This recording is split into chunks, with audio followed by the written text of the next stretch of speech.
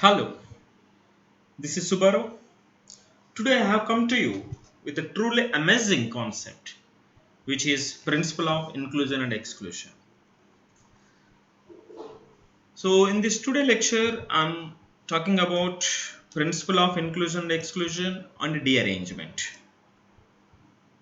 So in order to understand the principle of inclusion and exclusion, first let us try to explore an example. In my example, there are I'm calculating the number of people that have at least one car, or at least one bike. So I will take one circle here.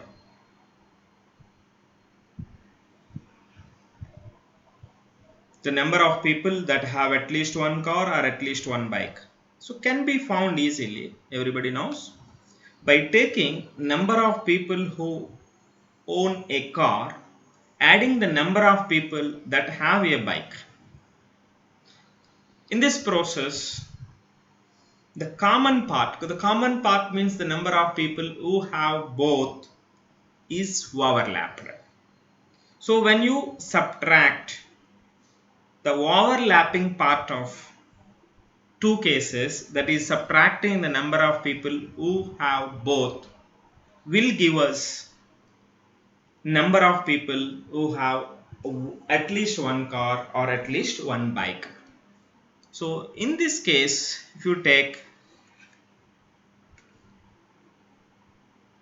one circle here and another circle for bike, this is car and this is bike, the overlapping part of C and B, when you write actually C n of C plus n of B is not giving the number of people who have both. So that's the reason we subtract. The overlapping part is subtracted. So then you get n of A, C union B. So in general, when you have a two sets capital A and capital B, two categories, n of A union B, which is equal to n of A plus n of B minus n of A intersection B. Here with sets, first set A and the second set B, A and B. The common part of A and B. If you closely observe the statement, n of A consists the common part of A and B. At the same time, n of B is also consisting the common part of A and B. In the process of adding n of A and n of B, common part of A and B is counted double. So that's why we have subtracted. So that is nothing but principle of inclusion and exclusion in two categories. So the underlying idea behind principle of inclusion and exclusion is that summing the number of elements that satisfy at least one of two categories and subtracting overlap prevents double counting. So if you extend this idea for three categories, in that case, three circles A, B and C. As we know from set theory, it's just like n of A union B union C is equal to n of A plus n of B plus n of C. In this case, the common part of A and B is added twice, and common part of B and C is also added twice. Common part of A and C is also added twice. So that's the reason I subtract n of A intersection B minus n of B intersection C, next n of C intersection A. In this process, again if you observe, the common part of A, B and C is added thrice with respect to A, B, C, and again subtracted thrice with respect to A intersection B, B intersection C and C intersection A. So at this point we do not have common part of all the three. So then I will add n of A intersection B intersection C. So this is nothing but principle of inclusion and exclusion in three categories. If we extend our idea in general for n categories, then we can write it as A1 intersection, A2 intersection and so on intersection An, which is equal to n of A1 plus A2, A3 and so on An. So we use summation I is 1 to n minus n of summation n of Ai intersection Aj, where I and j both are lying in between 1 and n and I not equal to j, plus sigma n of Ai intersection Aj intersection Ak. Again same Ijk are lying in between 1 and n and Ijk are not equal. No two are equal, right? So minus and so on. Last one, minus 1 whole power n minus 1. For two sets we are getting negative symbol, for 3 positive. So for n it would be minus 1 whole power n minus 1. Taken all at a time, a1, a2 and so on until an. So this is a generalized form of principle of inclusion and exclusion. So now let us understand how can we apply this principle of inclusion and exclusion in case of dearrangement. So what is the dearrangement? It is a classic example of dearrangement, that is the number of ways to arrange n different letters to n addressed envelopes so that no letter goes to its right envelope is n factorial minus n factorial into 1 minus 1 over 1 factorial plus 1 over 2 factorial minus 1 over 3 factorial plus and so on plus minus 1 whole power n over n factorial. So let us prove this result. So this is one of the interesting derivation of dearrangement. In this case we have, I can consider the two sets here, and this is one more set. Here there are n letters L1, L2 and so on Ln, and addressed envelopes E1, E2 and so on En. In order to apply our principle of inclusion and exclusion, I will consider Ai. What Ai represents? According to this dearrangement, L1 should not go to E1, L2 should not go to E2, and Ln should not go to En. All these conditions must hold good. Okay. So now in order to prove this, I will consider an event Ai in which ith letter goes to ith envelope. So that means Li is mapped to Ei.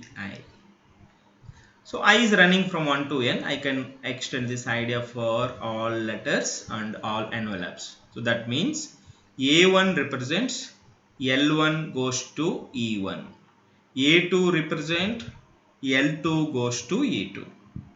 And so on. An represents Ln goes to En. right? So in this process, dearrangement, we need dearrangements. That means our required arrangements is equal to n of L1 should not go to E1. So that means it should not happen. So A1 complement intersection, A2 complement intersection, and so on intersection AN complement. So L1 should not go to its right envelope. That should not be happened. So that's why it's complement, which is equal to. Let us apply set theory results in which De Morgan law. When I apply De Morgan law, total arrangements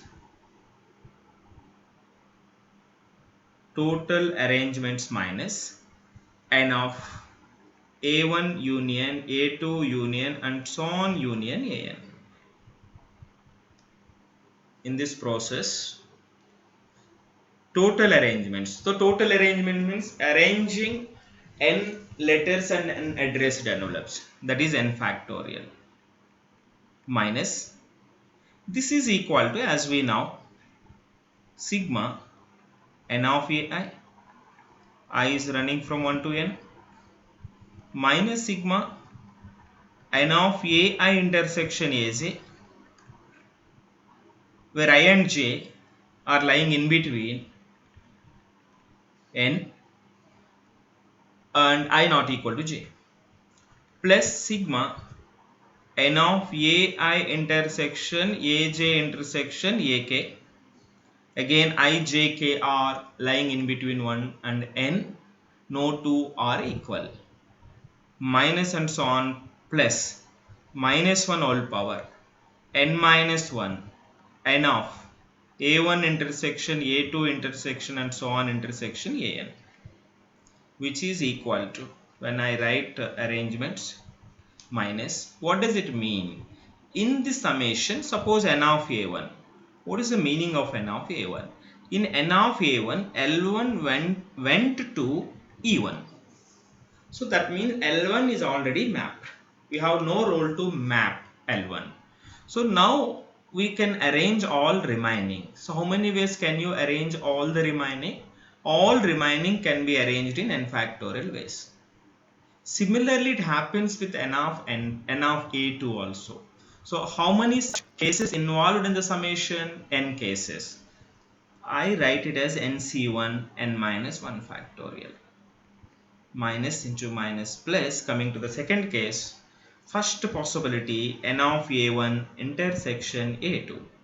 So meaning L1 went to E1, L2 went to E2. So that means L1 and L2 both are assigned to their right envelopes. Now arrange remaining. When you arrange the remaining letters, that can be done in n minus 2 factorial ways. So in this summation, each case is having n minus 2 factorial ways. How many such cases possible? How many such cases possible means it is nothing but selection of two sets out of given n sets. That can be done in nc2 ways. So therefore, number of terms in the summation are equal to nc2. So nc2 into n minus 2 factorial. So coming to the next one, three sets are involved. So nc3 into n minus 3 factorial. So and so on, plus and so on. The last part will be minus 1 whole power n minus 1. We are getting one more minus 1, that is minus 1 power n. All are arranged into their right envelopes. That can be done in only 1 factorial. Otherwise n minus of n minus 1 factorial in general. In this case, if you simplify this in order to write in the simplified form, nc1 is n factorial by n minus 1 factorial into 1 factorial. This is n minus 1 factorial plus n factorial by n minus 2 factorial 2 factorial n minus 2 factorial. N factorial by n minus 3 factorial, 3 factorial, n minus 3 factorial, plus and so on, plus minus 1 raised to n into 1 factorial, that is 1 only. I can take n factorial common, which is common in each and every term. 1 minus, these two terms are common, both will get cancelled, plus 1 by 2 factorial, these two will get cancelled, 1 by 3 factorial, plus and so on, plus minus 1 power n by n factorial. Right. So this is nothing but total number of dearrangements of n different letters and unaddressed envelopes. So here the principle of mathematical induction, this counting technique, is helping us to compute the number of elements that satisfy at least one of several properties, while this principle guaranteeing that elements satisfying more than one property are not counted twice. That's the beauty in the principle of inclusion and exclusion. So we will discuss more number of applications on dearrangements in the next video. Thank you.